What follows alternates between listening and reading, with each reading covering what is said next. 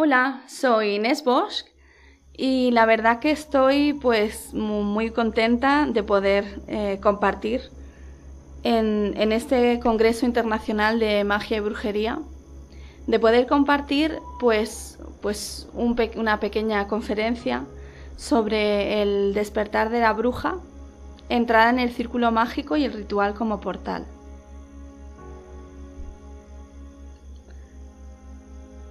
Como dijo Dion Fortune, la magia es el arte de provocar cambios en la consciencia a voluntad. Basándonos en este principio como raíz de todo acto mágico, podemos decir que el despertar de la bruja se produce en el momento en que de manera consciente o inconsciente actuamos para producir un cambio en el curso de nuestra realidad en este plano para conseguir llevar a cabo algo que deseamos. Digo conscientemente porque hay personas que comienzan a actuar mágicamente sin tener plena conciencia sobre ello, guiados por la necesidad de satisfacer un deseo.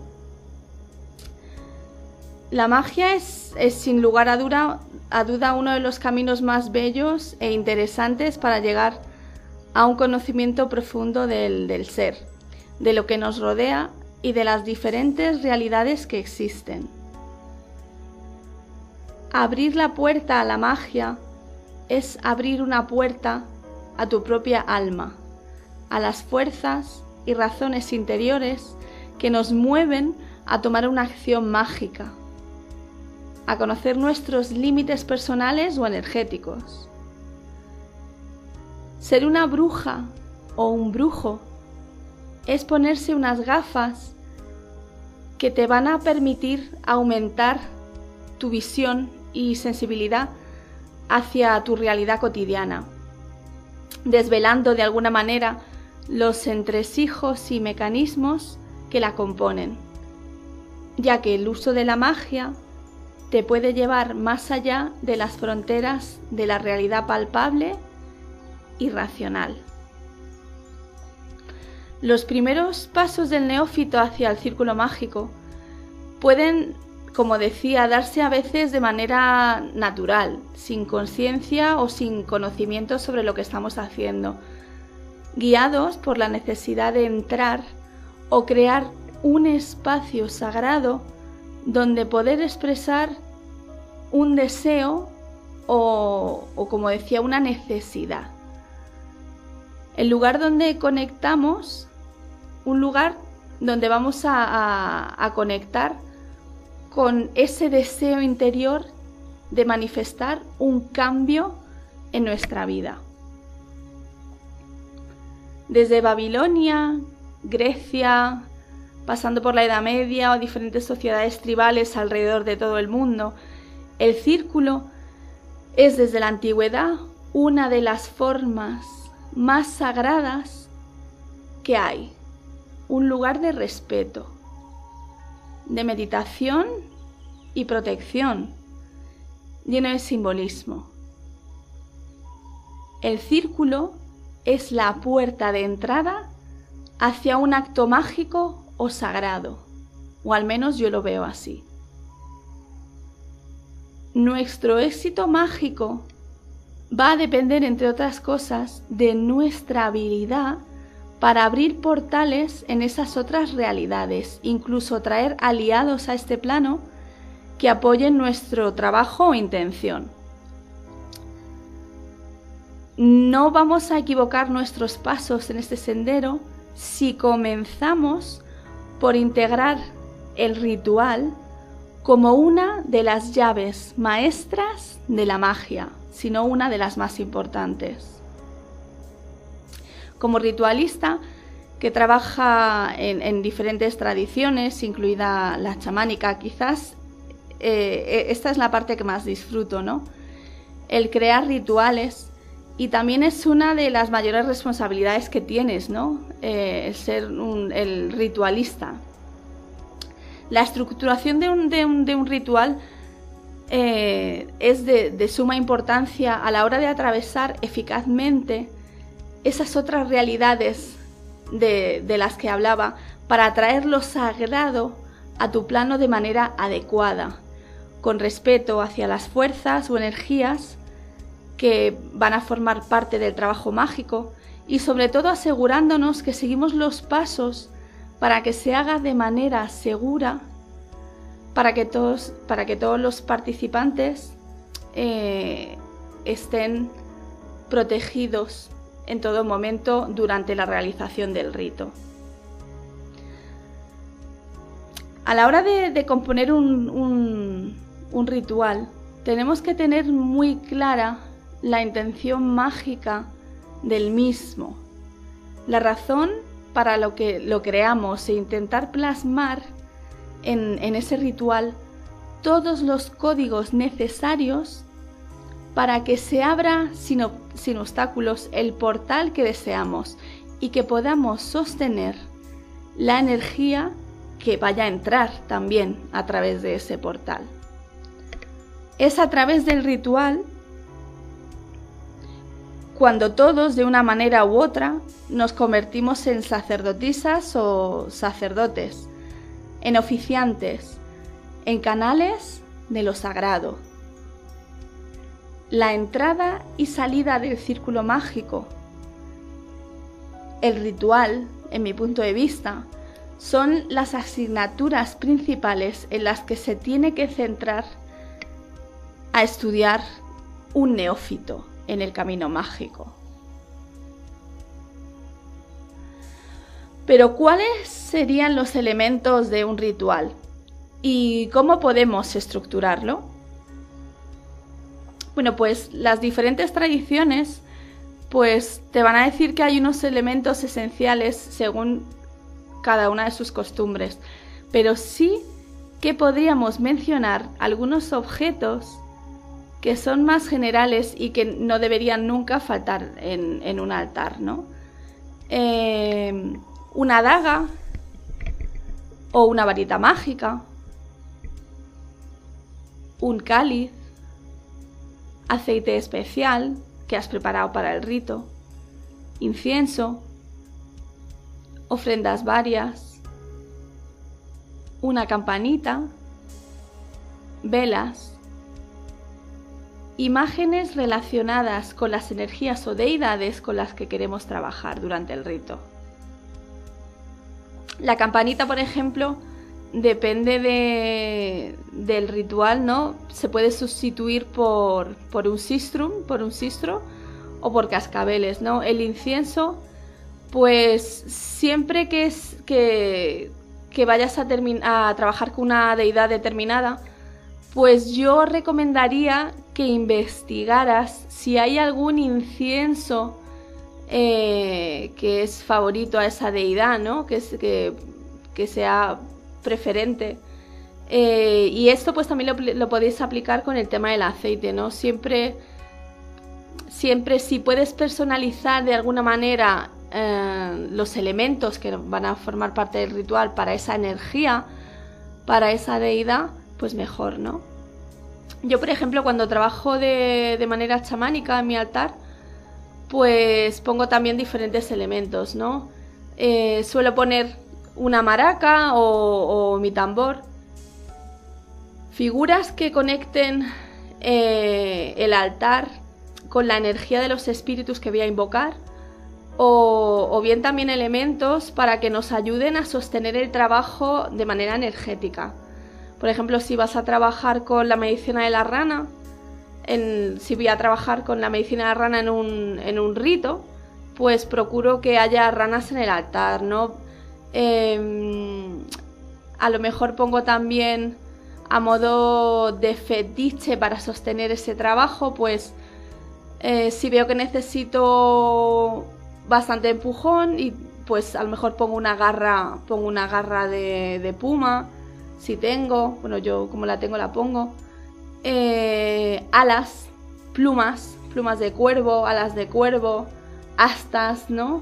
En ese sentido tengo bastantes elementos de animales para ayudarme en el trabajo chamánico. El tema de las ofrendas, pues no puede faltar nunca el tabaco. El tabaco no puede faltar nunca en un altar chamánico, en un ritual chamánico. Y a mí me gusta poner flores porque es una manera de atraer belleza al trabajo que estamos haciendo. También es muy importante hacer ofrendas en forma de comida, tanto para los espíritus del lugar, para los espíritus que nos están ayudando a sostener, así también para los ancestros, ¿no? Los ancestros en este sentido para mí son muy importantes y siempre procuro poner algún tipo de ofrenda para ellos. También en estos rituales suelo poner en el altar mi bulto de medicina, ¿no? Y ahí pues tengo cristales, hierbas medicinales, tengo también pequeños fetiches guardados en mi bulto de medicina. En el altar también podemos poner una representación de los elementos. Y las personas que vayan a venir, o tú si quieres recargar algo personal, pues suelo dejar que la gente deposite en el altar objetos para que se carguen de la energía del trabajo que se está haciendo. Y también es muy importante en el ritual chamánico tener sahumerios varios en el altar para poder usar durante el ritual, ¿no? Cuando hablo de sahumerios varios, pues estamos hablando, por ejemplo, de salvia californiana, que a mí, por ejemplo, me gusta mucho, o salvia del desierto, que también es maravillosa. Copal, el copal es una resina muy buena.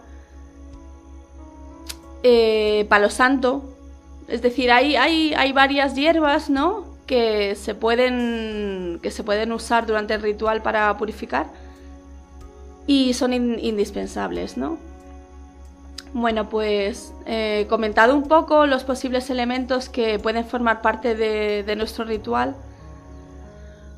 pues yo creo que es importante también mencionar, ¿no?, que, bueno, por lo menos yo lo siento así en mi camino mágico, ¿no?, que podemos hacer de cualquier objeto, de cualquiera, algo totalmente sagrado, ¿de acuerdo?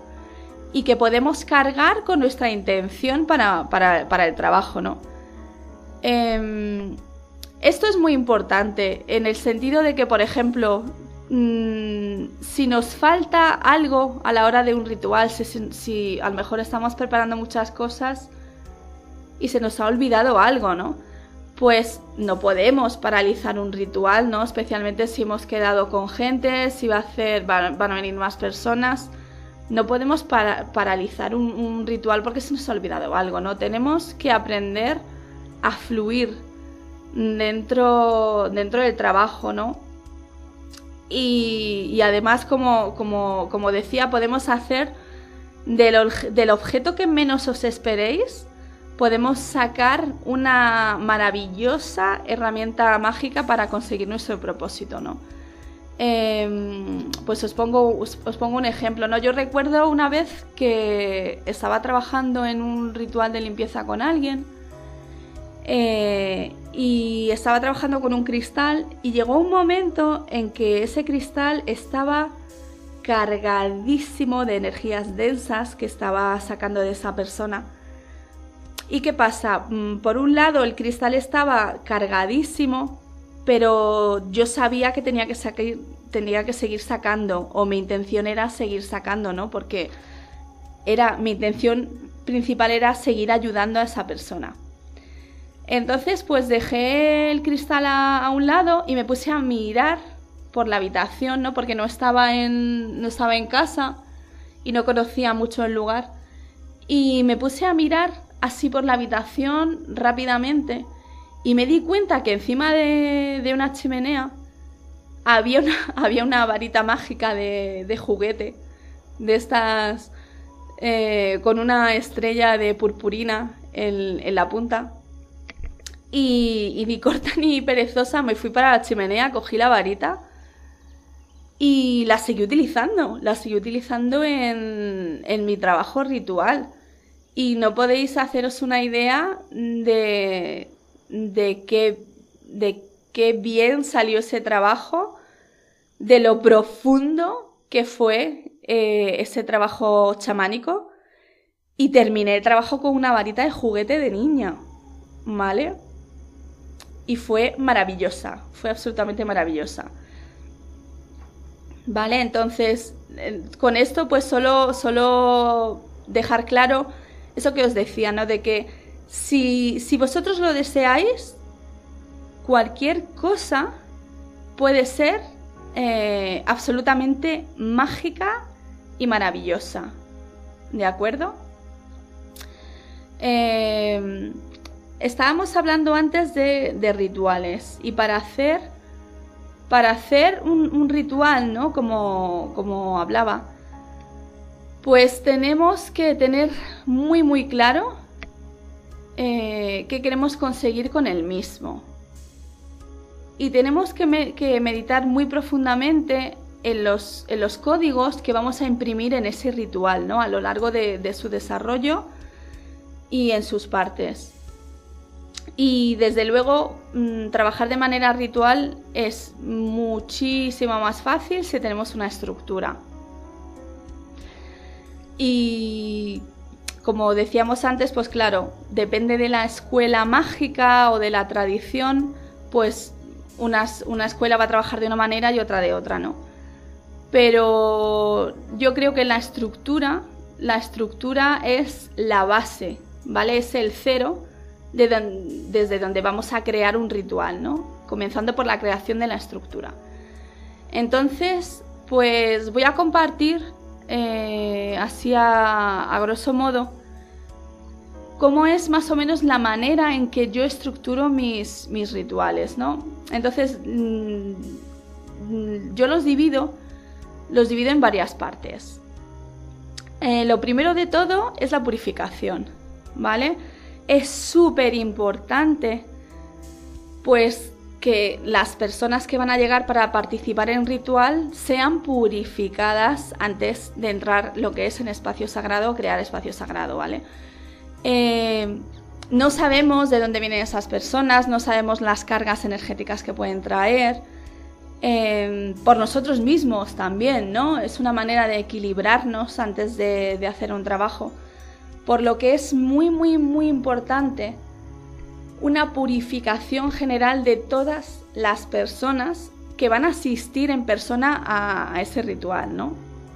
Una vez ya todo el mundo está purificado, yo procedo a levantar espacio sagrado, ¿vale? Eso ya cada tradición pues lo hace a su manera. Después de levantar espacio sagrado, pues a mí me gusta presentar la intención del ritual, ¿vale? Porque habrá personas que vengan a ayudarte en la parte ritual, pero a lo mejor también vienen personas a participar en el ritual, pero que no tienen demasiada información. Aunque recomiendo altamente el pedir información sobre los eventos o los rituales a los que queremos asistir, ¿vale? Entonces, pues eso. Hago una pequeña presentación de la intención del ritual para verbalizarla, ¿no? Verbalizarla y que quede clara en ese momento.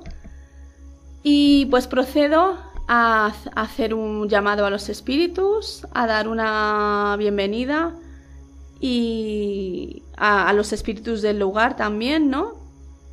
En ese momento pues se puede hacer una pequeña ofrenda a los espíritus del lugar.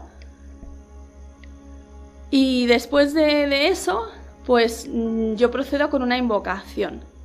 Procedo con una invocación de la deidad o la energía que quiero canalizar para ese ritual, que quiero que participe en ese ritual. Y en ese momento, después de esa invocación, hago una presentación de las ofrendas que haya traído para esa deidad, ¿vale? Las ofrendas, como decía antes, pues pueden ser comida, pueden ser flores, puede ser pues objetos, ¿no? Que luego yo personalmente cuando termino un ritual, ya sea chamánico, ya sea un ritual más brujo, ¿no?, de la tradición europea o de otra tradición, pues yo suelo depositar esas ofrendas en la naturaleza, ¿vale? Es cierto que yo, por ejemplo, en ese sentido soy afortunada porque vivo en la montaña y hay mucha naturaleza alrededor mío, pero si ves en una ciudad, pues seguro que hay un árbol, seguro que hay un parque, seguro que hay una fuente, seguro que hay un estanque, ¿no? Entonces, para mí es muy importante, cuando se ha terminado ese ritual, las ofrendas que eran para la deidad y para la energía, que se depositen de alguna manera en la naturaleza y vuelva a la naturaleza, ¿no? Y algunos, pues eso, que algunos animalitos, ¿no?, pues también puedan disfrutar de esa ofrenda. Para mí es la manera de cuando termino el ritual, de hacer con las ofrendas, ¿no?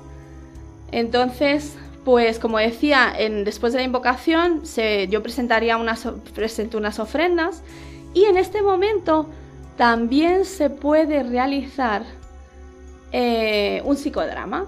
Se puede organizar un psicodrama que se habrá preparado con anterioridad y ensayado, a ser posible, en la que personas que participan en el ritual pues toman un papel determinado. Podéis trabajar con diferentes mitologías, con diferentes leyendas. Eso en realidad no depende del trabajo, ¿no?, y de con quién estamos trabajando. Pero es una manera muy bonita de hacer una ofrenda, ¿no? Ese psicodrama que se pone en marcha dentro del ritual, ¿no?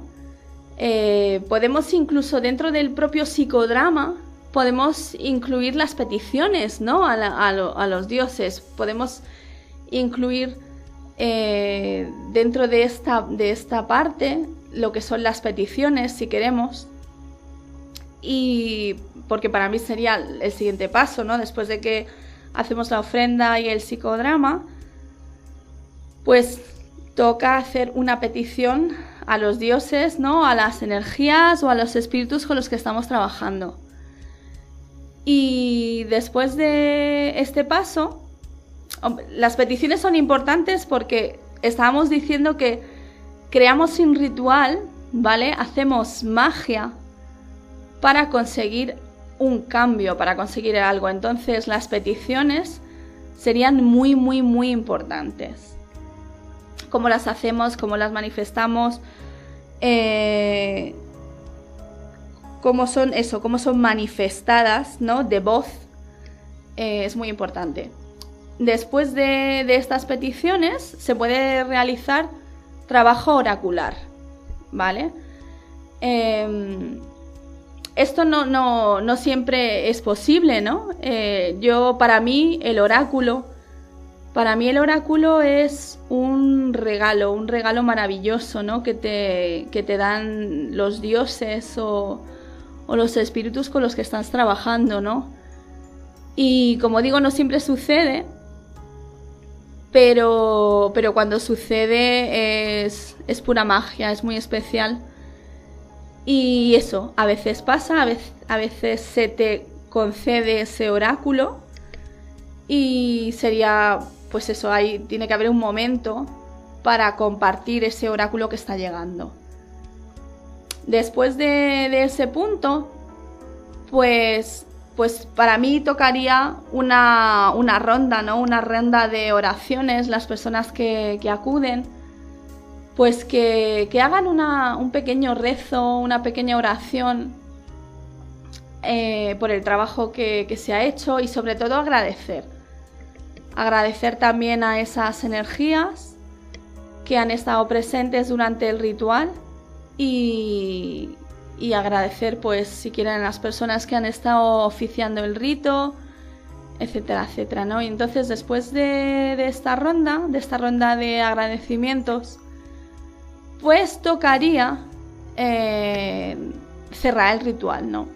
Entonces es muy importante despedir a esas energías que has traído y después de esa despedida, pues proceder al cierre de ese círculo mágico que abríamos al principio, pues cerrar el espacio y terminar nuestro ritual. Entonces, un poquito así a grosso modo, pues esta es la manera en la que yo trabajo, ¿no? Y más o menos es la plantilla, por así decirlo, de alguna manera, que aplico a los rituales que realizo de diferentes tradiciones, como os decía. Uy, madre mía, es que hay tantas cosas, pero sigo teniendo la certeza de que esta parte ritual es una de las más importantes. A ver, mucha gente busca el sendero de la magia porque quieren cosas diferentes, ¿no? Muchos entran en este camino por el poder, ¿no? Por el poder que pueden adquirir a través de los rituales, etcétera, etcétera. Y hay otra gente que, por ejemplo, entra en este camino por el conocimiento, ¿no? Por el conocimiento que se adquiere, ya no solo de uno mismo, como estaba diciendo al principio, sino también todo ese conocimiento que se va acumulando, ¿no? De las diferentes maneras de hacer magia, las tradiciones, etcétera, etcétera, ¿no? En mi caso, pues fue más bien pues pura necesidad, ¿no? Pura necesidad que tenía siendo niña de escapar de alguna manera de mi realidad, ¿no? Entonces, de manera inconsciente, pues se abrió para mí, por así decirlo, otros paralelos, ¿no? El mundo mágico, el mundo invisible, porque tenía que evadirme, ¿no? De alguna manera. Y ya os digo, sin darme cuenta, porque además era muy niña, abrí esa puerta, ¿no? A lo invisible. Y claro, luego con el tiempo, pues cuando acepto esa puerta que había abierto, acepto lo que soy, ¿no?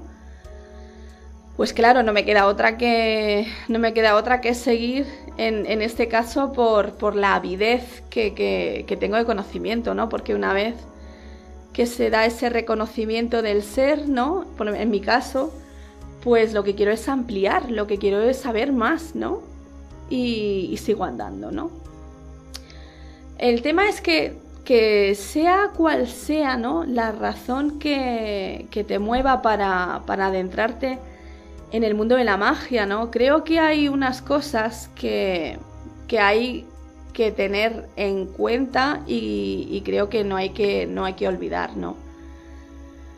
A ver, la magia puede ser tan sencilla o tan complicada como tú lo desees.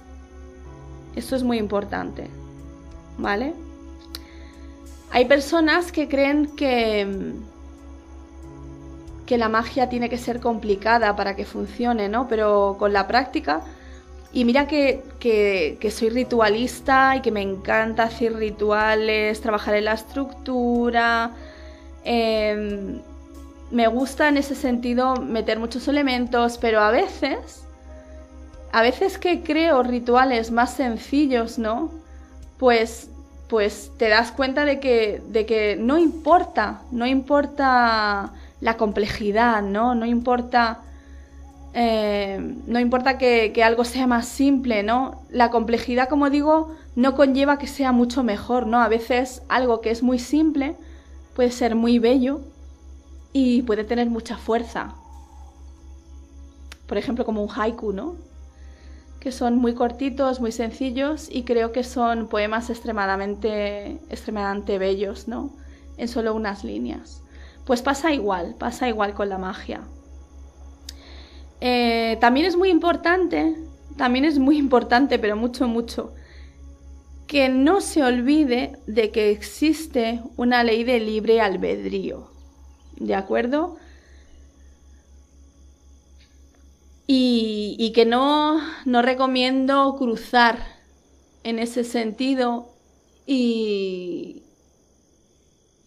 es un pilar básico, ¿no?, del trabajo mágico que yo realizo. La ley de libre albedrío y recordar que existe y que hay que respetarla.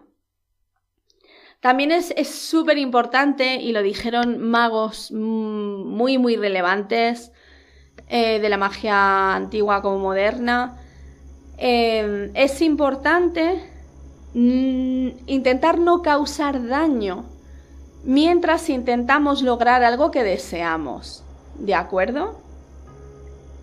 Esta es otra de las leyes brujeriles, ¿no?, que tiene mucho peso. Y sobre todo eso, sobre todo que tener claro que el camino de la magia, ¿vale?, hay que caminarlo desde el honor. Desde el honor, y esto es muy importante. Porque además estamos ante una de las más grandes de todas las artes, ¿no?, la magia. Y un artista, por ejemplo, un pintor, pues comienza a pintar, empieza poco a poco. Imaginaros que va a crear una obra, y ¿cómo comienza esa obra? Comienza desde el esbozo, ¿no? Primero comienza, pues eso, sintiendo qué es lo que quiere plasmar, trayendo esa idea desde lo invisible, y de ahí empieza a materializarlo en ese esbozo. Y de ese esbozo, o diferentes esbozos, pues va a sacar lo que en realidad va a plasmar en este plano, ¿no? Y él hace todo ese camino con muchísimo honor y amor por su trabajo y por lo que hace, ¿no?, y por lo que quiere conseguir.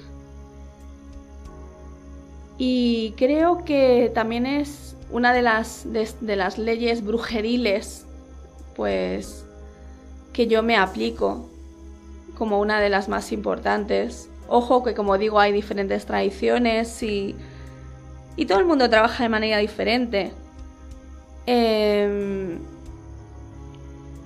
Creo que hay que aprender a defenderse. Creo que es muy importante aprender a defenderse, porque nunca se sabe quién o qué puede intentar dañarnos, ¿no? Pero yo en este sentido, el nunca atacar, pero sí saber defenderme, ¿no?